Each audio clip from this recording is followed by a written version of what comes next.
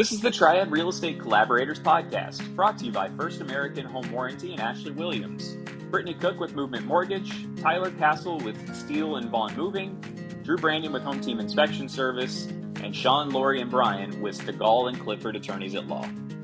First guest is Joel Sandman with Sandman Realty, and known Joel for a while, so I thought he'd be a good start to it. So appreciate you having me on. Yeah, absolutely. So let's start from the beginning. So Okay. You have a ton of backstory on, I think everybody that gets into real estate has a giant backstory on what This was nobody's first plan. That's right. Not usually. Yeah.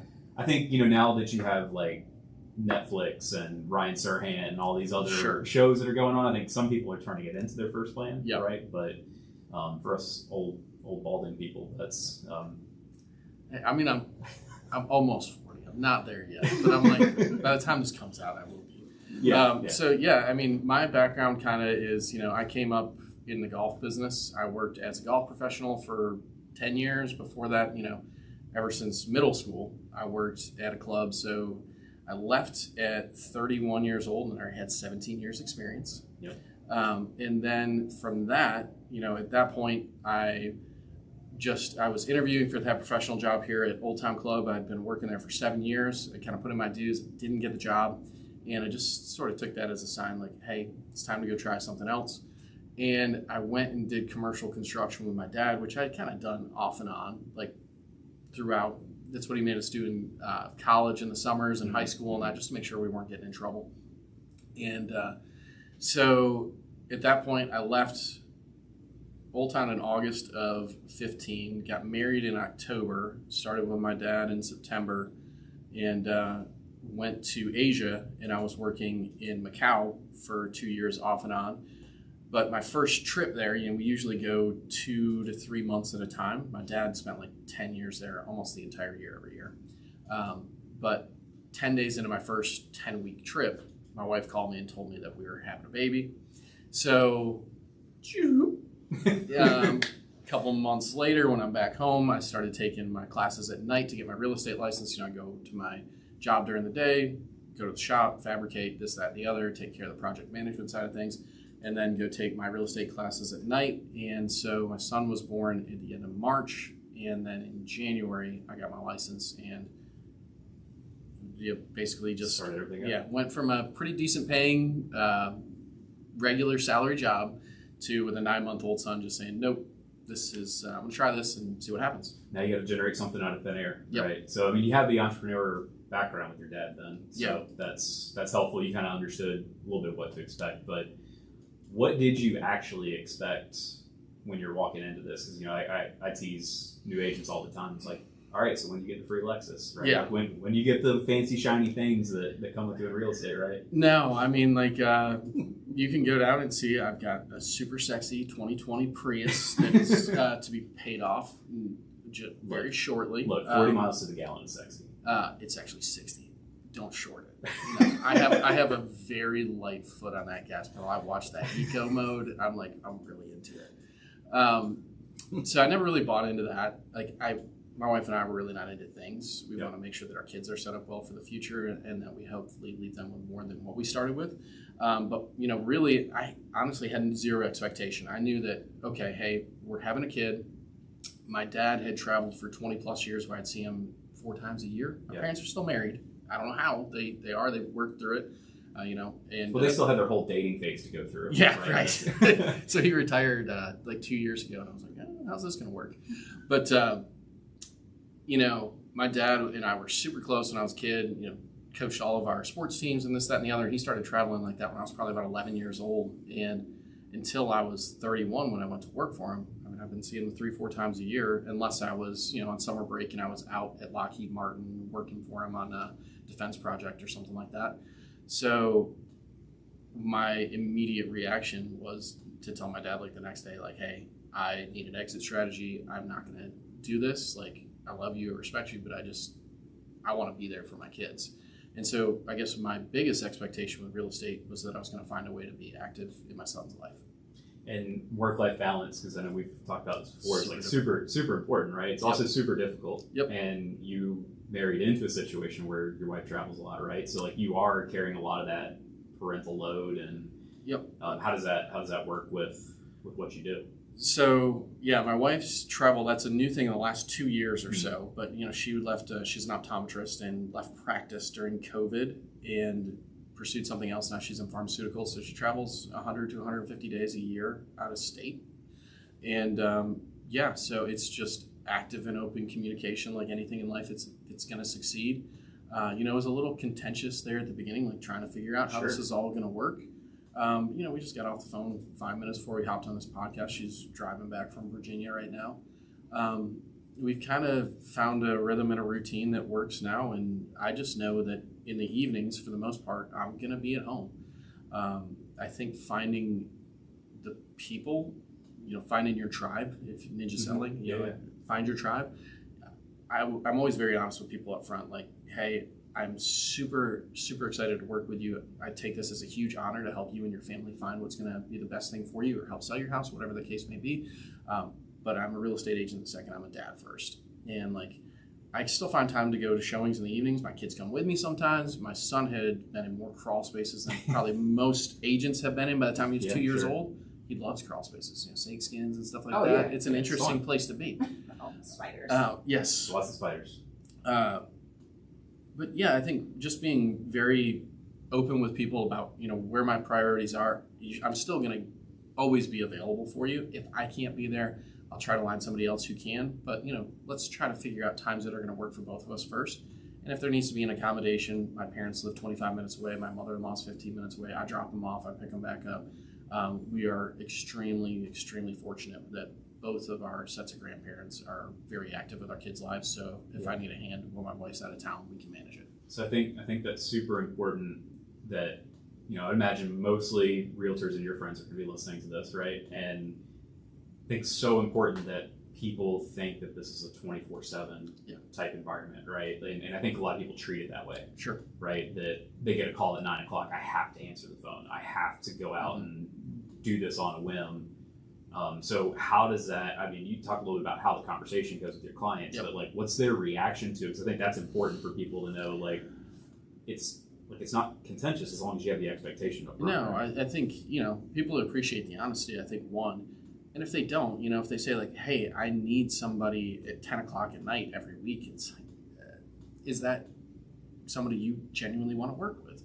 And it could be a yes. It could be that's a great person. Hey, they have a job that's, super difficult. I will figure it out. I've had people that lived on the West Coast, and they're not available till 9, 10 o'clock at night. Well, my kids happen to go to bed at 8:30, so I can go upstairs. I can be quiet in my office, figure out what we need to figure out, and take care of it. It's not the norm, but if that's what it needs to be, we'll figure it out.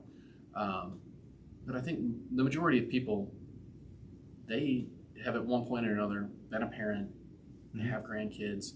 They hope to start a family. They respect it, right? And I think that's okay. And if they're not the right fit for you, it's okay to just say, hey, we can still be friends. You might be a better fit for such and such. It might be somebody else on our team. It might be, hey, Fletcher is more of a night owl, which he definitely is than I am. Sure. So it might be that, hey, Fletcher or Dylan may be a better fit for you. I'm still going to be a point of contact for you. I'm going to help you throughout this. But there may be times where I'm not available, and one of these guys is going to help you occasionally. So let's talk through building a team, because the first time that you and I met, you were like, I don't want anything to do with that. Absolutely. I am a solo agent. I want to do my thing. I want to go home to my kids and have a family life, and I'm not interested in building this big thing. And I think that still holds true. Right, it does. But what changed, and how have you approached building a team that's different? Well, so Fletcher, he's Fletcher. Yes. He's kind of hard to say no to. The dude's always happy.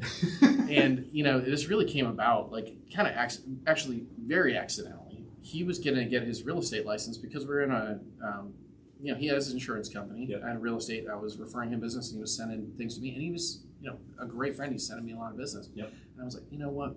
Why don't you just at least get your license? That way I can pay you a referral fee maybe. Right. And as soon as I even mentioned that, he was like, do you want to start a team? I was like, no. I was like, but we can work together. You're my friend. I'll help you. I'll do whatever I can. And then while we were at Berkshire, I guess this is about a year and a half ago or so, it was closer to 2 years ago because Tripp was on the way. He was having a baby.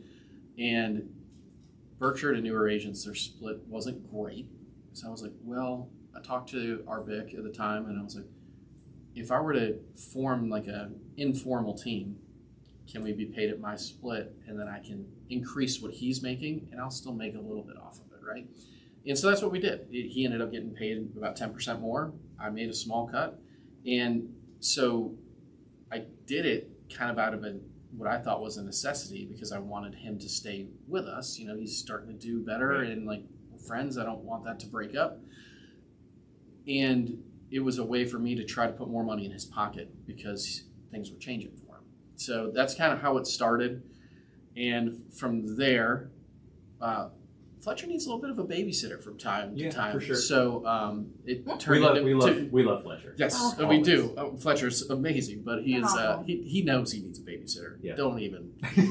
He's not gonna. Well, he's a perfect team member for that reason, right? Yes. I mean, so that led to bringing on Julie in a part-time role just to help with the paperwork side of things, because super eager, super ambitious, but occasionally when he was new, there was some stuff that he didn't know that I thought, hey, let's make sure you've got the right support. Right. So the assistant wasn't necessarily for me; it was more for Fletcher. But now Julie, I've learned to start letting go of some stuff, which is really difficult for me because I'm a little bit of a control freak. But I've gotten the right people in Fletcher and Julie and now Dylan to where their character and values all kind of line up, and that's the biggest thing. Like I've told everybody who wants to come on that if you're going to be part of the team, it's a non-negotiable. Now I've just worked it into the splits that, okay, we all have your splits, and with every split, with every commission, there's going to be a donation to a charity. These are the 5 that I have. If you have a few that you really care about, kind of create, a curated thing that you would like to donate back to, give your clients the choice of where they want it to go. But it's a non-negotiable. Like, if you want to be a part of this is part of our commission is going to go over here to there, and nobody's balked at it. And so that was a big thing Fletcher had. He didn't. I mean, it's kind of telling if somebody balks at giving to a charity, right? Yeah. I mean it's not coming out of their end anyway. Right. But that is when you talk about like first starting the team. Fletcher and I kind of through I guess we've known each other 5, and right before my daughter was born, it's like almost 5.5 years now. We've done a lot of volunteer work and stuff like that together. So he and I just kind of right off the bat, it was like, yeah, it makes sense, let's do it. And I think everybody else is it's sort of become part of our brand. Yeah, for sure. No, and it's it's inspiring to watch you guys give back to the community in a way that's not self-promoting. Right. It's not about us. Right. It's not. Unfortunately, some people do make it about themselves, right? When they do stuff like that. So how do you pick the charities that you're involved in, and how can we help publicize that as well? So kind of to my backstory a little bit, like I am 11. January will be 11 years now that I have not had a drink, and I had a lot of issues, my own things. I got a couple DWIs, and I feel incredibly fortunate right now and very blessed that I've been given a second chance. And so most of the charities that you'll notice for me, I have the United Way of Davidson County, which touches so much of Davidson County, which I live in the northern part of that. But they have areas of like hospice, which we lost my father-in-law to cancer last year. They have a lot of different things that touch on substance abuse, cancer patients, and so that's a big part of it. Most of the charities you'll find have something to do with substance abuse or mental health. So we also have the Mental Health Association for Forsyth County, which I was a board member of both of those until this year, where I'm kind of taking a pause. And then also have Canines for Warriors, which help out people who are coming back from deployment, different things, or just military activity, which have gone through some sort of trauma, and they will take a shelter pet, train them to be a therapy dog, and then help match them with a service personnel. So I think that one's really, really cool. Then we also have Hopefuls, which is based out of northern Davidson County again, they're now into 7 schools.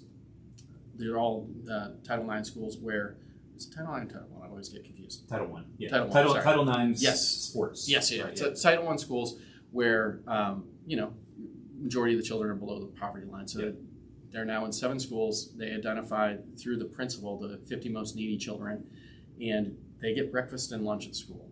Nothing is done for them for dinner.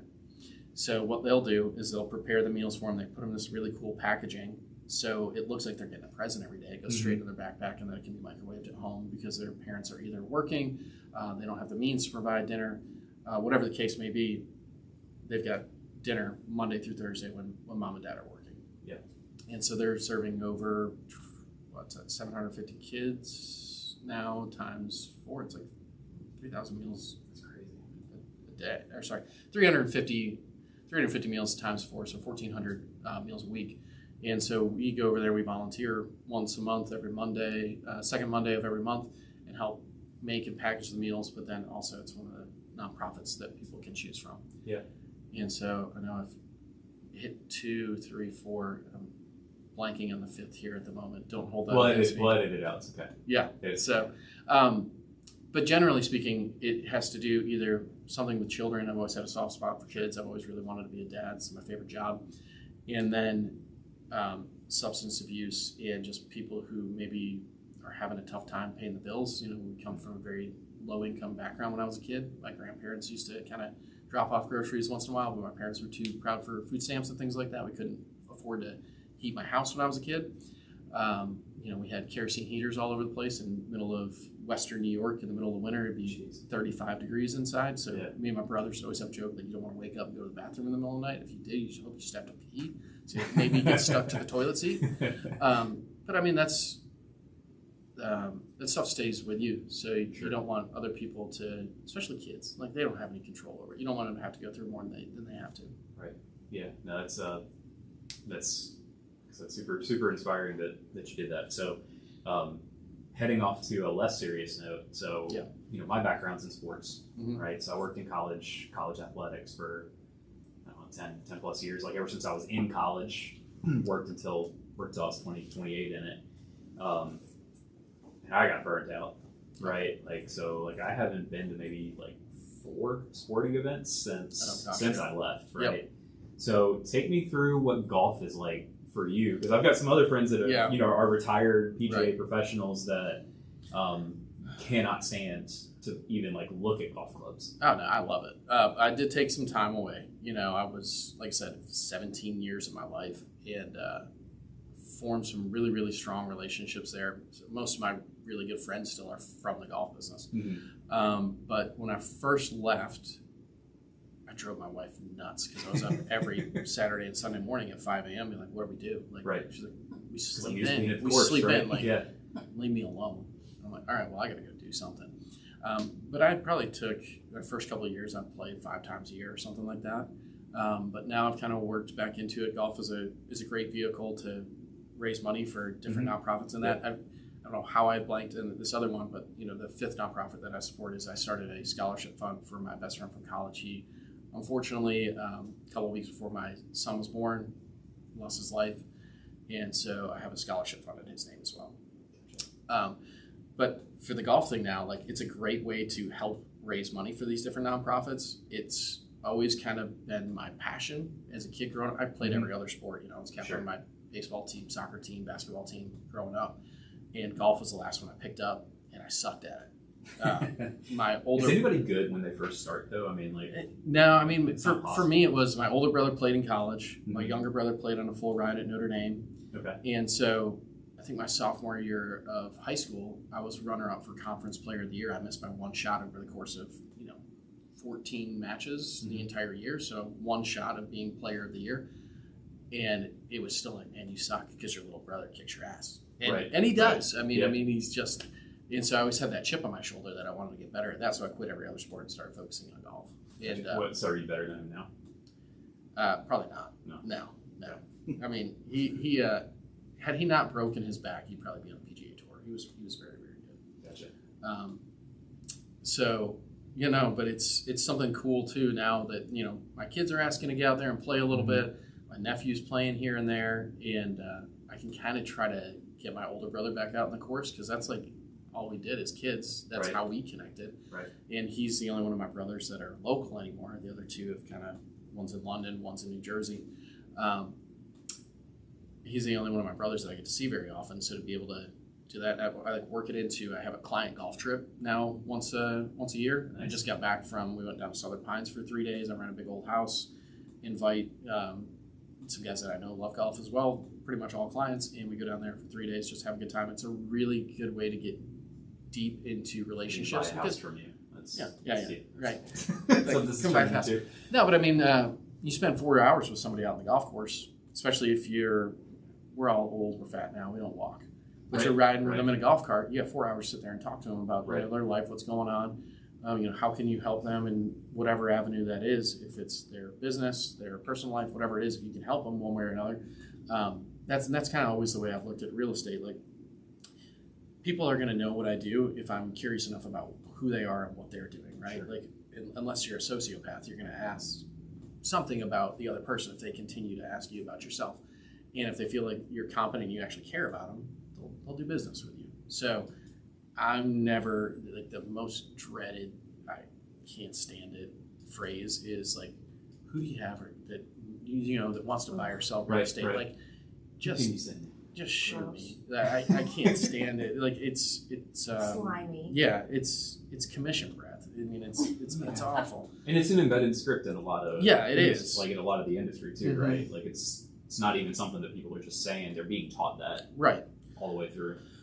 So I don't know. I just feel like it's a great way for me to get to know people on a deeper level. I have no goals of being a top producer, whatever that means.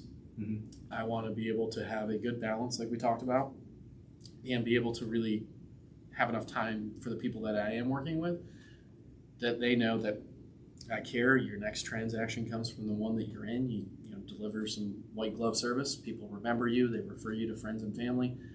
That's where 90% of my business comes from, is referrals and past clients. Yeah, and I think just caring about people.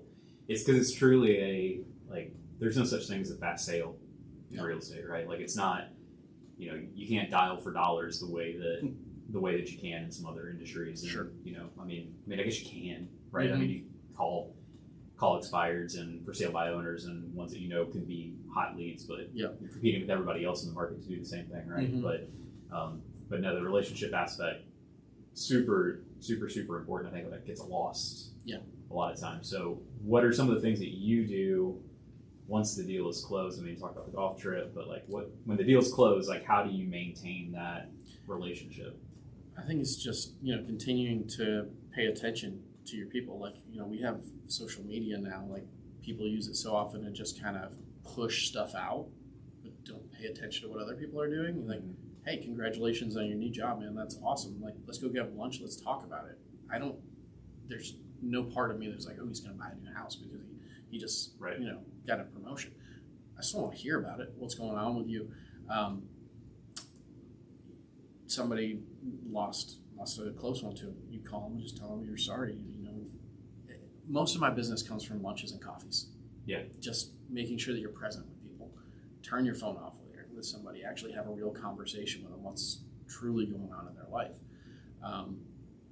And so, I don't have any secret sauce. I don't use scripts. I don't do anything like that. We're doing more client events this year. I was thinking, especially with the market changing, I've even felt weird about those for the longest time, because it's like, well, what do you talk about at a client event, right? And it's like, just facilitate, just get them together. Yeah. Again, figure out what's going on in their lives. In an ideal world, we see everybody every month. That's not possible. It just isn't.